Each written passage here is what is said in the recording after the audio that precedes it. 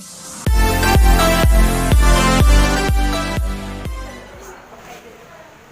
mga ka-lifestyle! It's me, Saibel, at welcome back to my YouTube channel. Naglalakad ako papunta sa entrance ng Sikatuna Mirror of the World. So watch and enjoy together everyone dahil sa ika-5th destination namin, i-share ko sa inyo kung ano ang nasa loob ng Sikatuna Mirror of the World. So sana'y mag-enjoy po kayo!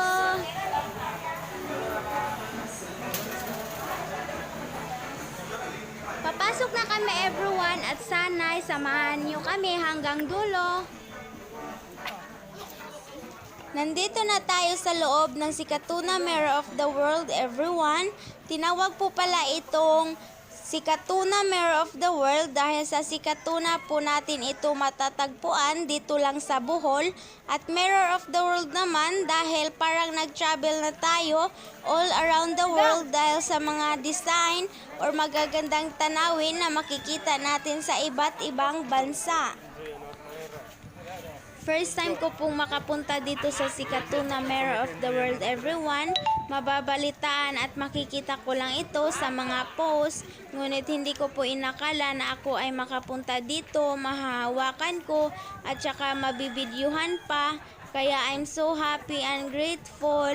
Masayang masaya po ako na ako ay nakapunta kasama yung aking pamilya at saka Tampus family at kasama pa si Ma'am Emma. Kaya hindi talaga mawawalay na mag-take ng picture while smiling. Ang gaan-gaan kasi ng feeling na magkakasama kayong buong pamilya na makita yung mga kagandahan or mga view dito sa Bohol. Maliit lang kasi yung kaligayahan ko everyone kung maligaya po yung mga taong mahal ko na nakapaligid sa akin ngayon, doble or triple po yung mafe-feel ko kung ano yung makikita ko na maligaya po sila, maligaya na rin ako para pong bata yung kaligayahan ko. Same lang kasi dahil maliit lang.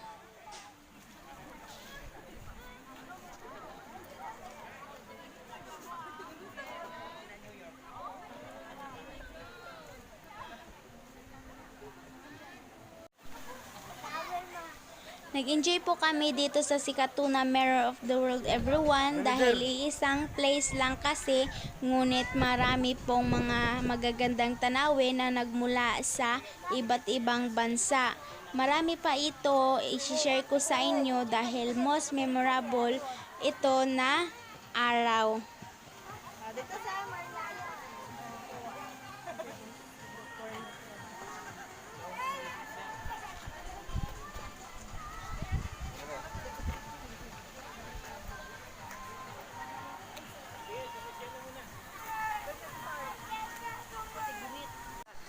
Karpa.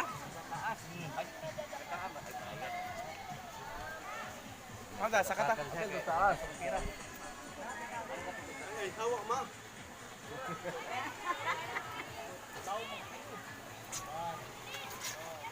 Mayroon rin ditong iba't ibang kulay ng koi, klase ng isda na nakapagbigay aliw sa mga bata.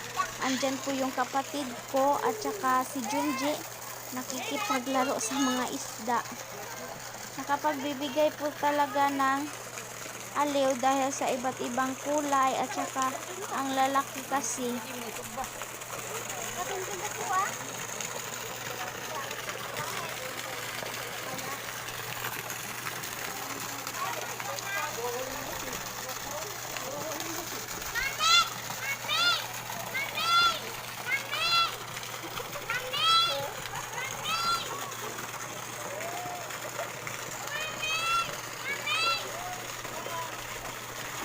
Uy. Ang bata asulog pangihi diha. Ang bakira oy, mahatag ka. Ito na.